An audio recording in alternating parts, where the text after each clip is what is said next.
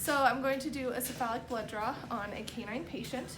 First, the dog will need to be restrained, and then the assistant is going to hold off the vessel. Going to apply some alcohol and locate the vein. And then with the bevel facing up, going to insert the needle in the vessel and draw the blood.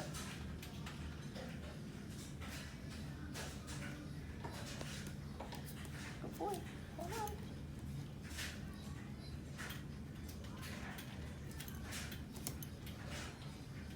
Once my sample is collected, I'll include the area.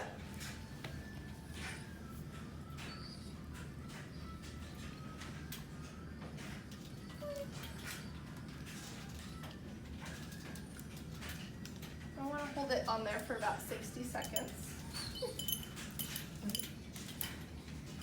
And then we'll check the area to be sure that there's no bleeding, which this patient is not bleeding.